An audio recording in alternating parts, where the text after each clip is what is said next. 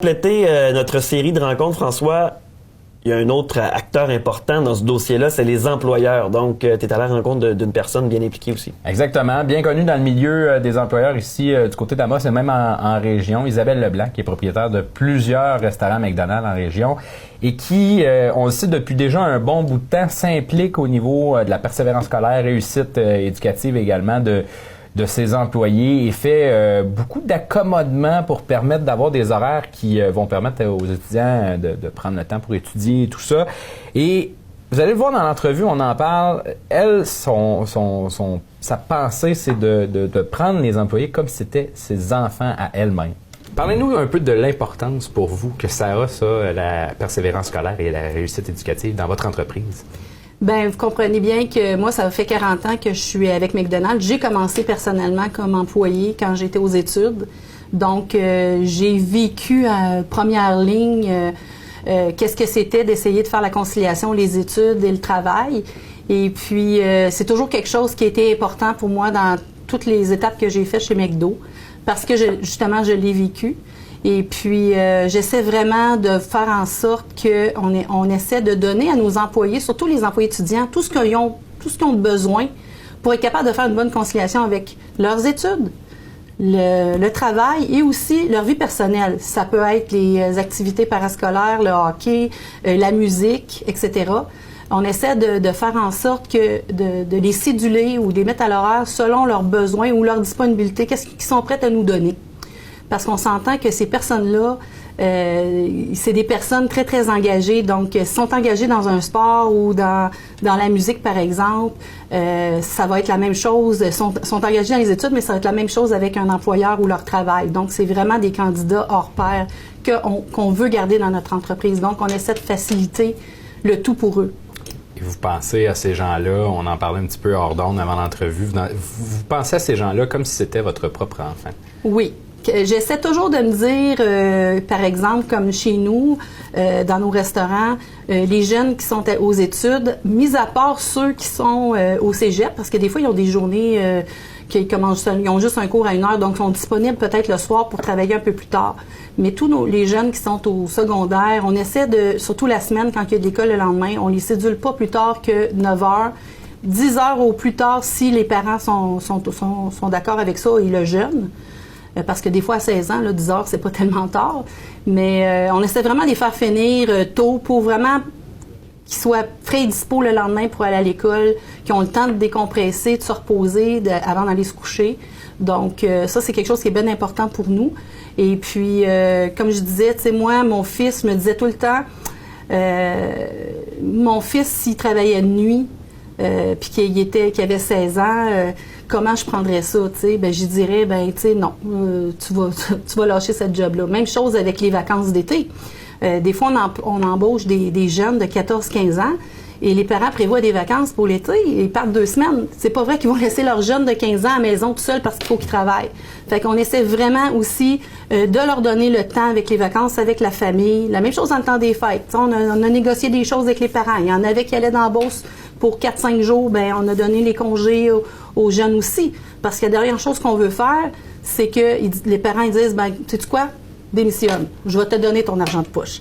T'sais, nous, on veut les garder le plus longtemps possible dans notre organisation parce que on a investi de l'argent dans leur développement. Puis, au fur et à mesure, plus longtemps qu'ils restent, bien, plus qu'ils sont productifs, plus que c'est des ambassadeurs de McDonald's aussi. T'sais, ils sont capables d'aller puis eux-mêmes le dire. Hey, moi, je suis assez bien chez McDo, je suis capable d'avoir mes congés. Même chose, les examens, la période d'examen arrive. C'est certain que c'est au minimum, puis ils ont la possibilité de prendre des congés en plus si cette semaine-là, ils veulent pas travailler la semaine. On les laisse, on les met pas à l'horaire. Donc, comme ça, ils peuvent mettre le focus sur leurs études. Mais il faut qu'ils nous le disent d'avance, par exemple. Ils peuvent pas arriver, ce soir, je peux pas rentrer, là. On va essayer de les accommoder, mais on essaie de leur montrer comment planifier aussi leurs activités, leur vie, leurs études en conséquence. Fait que, tu sais, je pense que si on est capable, en tant qu'employeur, de leur donner tout ce qu'ils ont besoin, ils vont pas aller ailleurs. Puis c'est nous qui gagnons au bout de la ligne. Tu sais, je veux dire, la rétention, le maintien en poste, ça a une grosse valeur monétaire aussi pour un employeur que tu n'es pas toujours en train de recruter, puis tu n'es pas toujours en train de former. puis que tu prends des chances, des fois, tu n'es pas sûr si la personne elle va bien fonctionner. Mais quand tu as un employé que ça fait plusieurs années qu'ils sont avec toi, j'ai des employés qui sont à l'université, à Québec, Sherbrooke, Gatineau. Ça fait 10 ans qu'ils sont avec moi. Ils reviennent toujours à Noël, l'été, pour travailler avec nous, parce qu'ils savent qu'ils ont une job automatique. C'est pas tout le monde qui va embaucher un étudiant pour 2 mois. Ils ont leur job ils ont leur emploi automatiquement. Puis ils reviennent avec nous. Puis même s'ils veulent travailler là-bas, je leur trouve un McDo près de chez eux, près de leur appartement, pour qu'ils puissent aller travailler là en même temps. Puis c'est déjà, on a comme une loi, nous, entre franchisés, quand on se parle, là, que tu comprends qu'à Noël, elle revient ici. L'été, elle revient ici. Mais au mois de septembre, quand l'école recommence, tous les restaurants, c'est difficile, l'embauche. Ils sont tellement contents de les voir revenir, ces jeunes-là. Fait que c'est du gagnant-gagnant. Un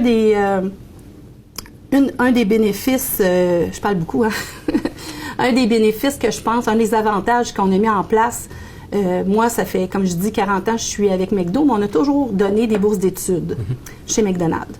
Puis pendant beaucoup d'années, moi, j'en donnais une par restaurant, une bourse par restaurant de 500 $. Puis il fallait que l'employé il fasse une demande pour la bourse. Et puis, il y a 5 ans, j'ai changé ma méthode.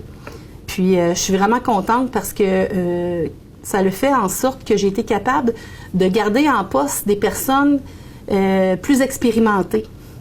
Je donne 25 sous de l'heure pour toutes les heures que les employés font, ceux qui sont au cégep, à l'université, puis ou qui font un DEP pour toute l'année. Fait que à la fin de l'année, je calcule le nombre d'heures qu'ils ont fait fois 25 sous, puis je leur fais un chèque. C'est une bourse d'études.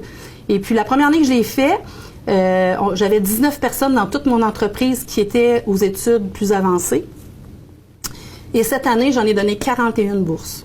Donc, j'ai 41 personnes dans mon entreprise qui sont soit au cégep, soit à l'université ou soit qui font un DEP. Ça a une grosse valeur pour moi, ces personnes-là, parce que c'est mes personnes les plus expérimentées, premièrement, sont matures, sont capables de gérer, coacher les jeunes de 14-15 ans qu'on embauche. Donc, ça rend la vie de mes gestionnaires beaucoup plus facile et aussi l'expérience client beaucoup plus intéressante parce qu'ils savent qu'est-ce qu'ils ont à faire, puis ça roule beaucoup mieux opérationnellement dans nos restaurants. Puis, les 4 dernières années, j'ai donné plus de 25 000 $ de bourse à mes employés. Puis, j'en suis très fière. Puis, c'est ma façon de leur donner un petit coup de main, mais aussi de leur dire c'est important les études. Qu'ils fassent les études qu'ils veulent, nous, on va toujours être là. S'ils décident qu'ils veulent faire une carrière avec nous, c'est aussi une possibilité éventuellement, mais d'avoir le bagage qu'ils ont besoin pour faire face à la vie, c'est ça qui est important. S'ils décident pas de faire une carrière avec vous, c'est quand même un passage où on va prendre des responsabilités, on va se préparer à peut-être avoir d'autres emplois sur le marché du travail. Donc, c'est un beau passage. C'est des compétences pour la vie qu'ils apprennent chez McDo. Je parlais tout à l'heure, quand ils arrivent à 14 ans, tu leur demandes de passer un balai, ils tiennent comme si c'était un bâton de hockey des fois, tu sais. Mais nous, on leur enseigne des méthodes de travail, le travail d'équipe, le respect des normes, parce que chaque chose chez McDo, c'est pas mal, c'est ça, on fait ça comme ça. L'initiative. Puis, si ils jouent des rôles éventuellement, quand ils sont un peu plus longtemps avec nous, comme instructeurs de nouveaux équipiers, ben c'est eux qui montrent aux nouveaux équipiers comment faire la tâche, comment coacher les nouveaux employés, ceux qui deviennent des gérants, même si c'est à temps partiel pendant leurs études au cégep. Gérer des gens dans une entreprise, que ce soit McDo, que ce soit SK, que ce soit n'importe quoi, le produit change, mais gérer du monde, c'est la même chose. Donc, ils arrivent avec un bagage pour faire face à leur emploi de vie avec, je trouve, un avantage sur les autres qui n'ont pas été exposés à ce genre de compétences-là. Là. Si vous aviez un conseil à donner à tous les employeurs, étant donné que vous êtes quand même un certain modèle dans le domaine de persévérance scolaire et réussite éducative, ce serait quoi? Oui. Moi, si j'avais un conseil à donner, c'est qu'il faut vraiment être à l'écoute des besoins de chacun. Il n'y a pas, comme on dit en anglais, one size fit all, OK? Il faut vraiment s'arrêter, voir le besoin de chacun. Puis oui, ça prend du temps. Oui, ça prend de l'énergie. Ça prend du temps à nos gestionnaires, mais c'est tellement un bon investissement parce qu'il y a un retour. Il n'y a pas un retour tout de suite, mais le temps que la personne va rester avec nous, le rendement que la personne va nous donner aussi, c'est très, très important.